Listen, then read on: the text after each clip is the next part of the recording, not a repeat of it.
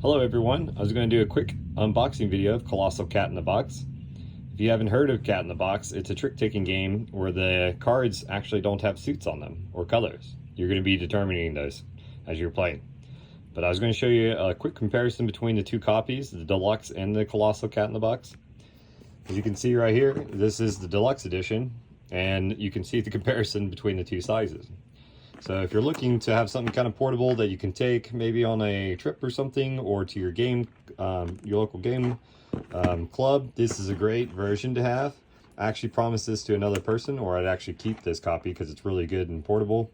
You don't have to worry about it getting damaged or something while you have another collector's edition. So the Colossal one, I would say, is better for maybe an older crowd, or a crowd that kind of doesn't matter, you know, you're playing it more at home or in that atmosphere.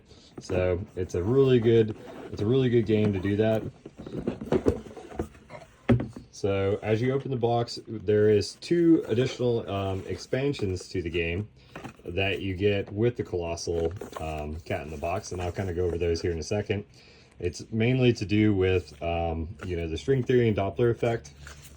So it talks about these two new game changes when you're in the or you pick up the game, but I'll kind of slowly go over there, and you're more welcome to pause the video to kind of read a little bit more of that, the effects of those two different variants.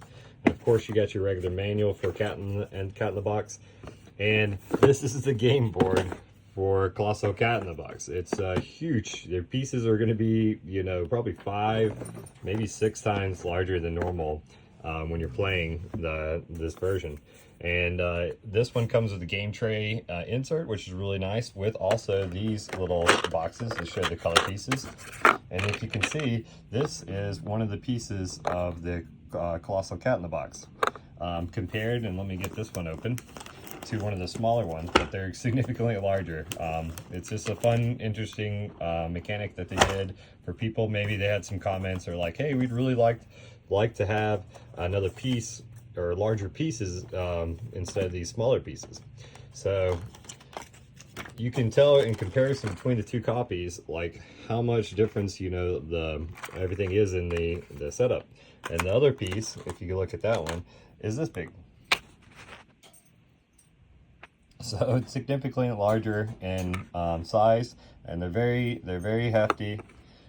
It's a really good little piece, and you get these cute little cat trays that people can do. It's more thematics of it. These look like the two new boards or inserts that go in it. Typically they were a card. So if you go and you look at the other version, you have a card that slides into the game board. This looks maybe about the same. Hold on one second. Yeah. So you insert these huge cards in here onto the playboard to change it based on your player count, or maybe the game mode you're playing. So these are your indicator cards.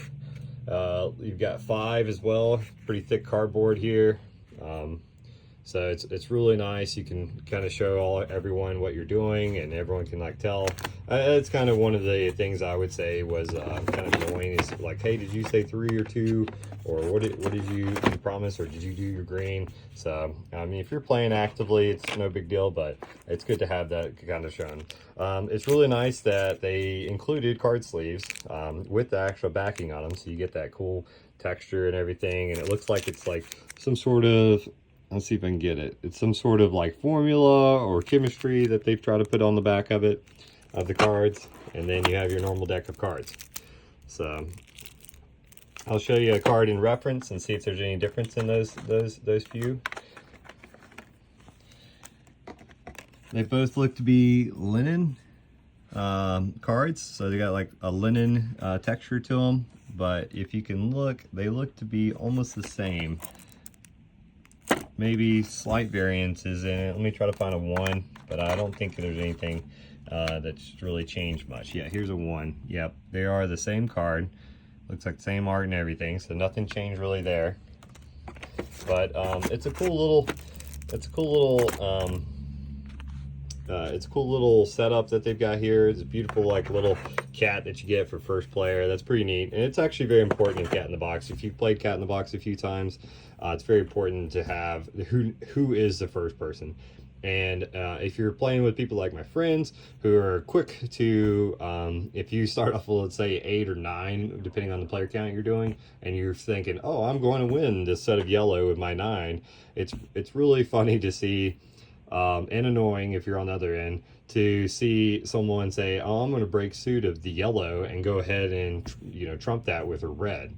And then they're going to start off right off the bat the next turn with getting an 8 in red, or a 9, wherever the highest card, you know, the highest number is, and it just completely messes up your whole entire thought. So it's a really cool game. I hope you can kind of try it. I wanted to show you kind of the contents of it, how it compared to the other copy, if there's any difference between the cards and everything like that, and kind of give you an idea if you're wanting to pick up the game.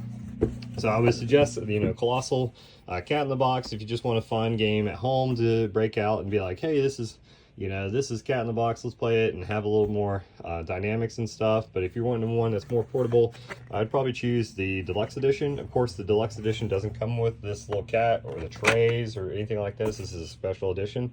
But, you know, if you're taking the Deluxe, you probably don't have the space for that on a table, or if you're like at a picnic or something. So anyways, thanks for watching. I'm hoping to get some more content, so give me a follow if you like it, and I hope to get more information to you, especially about Gen Con. So hope you have a good day, and talk to you later.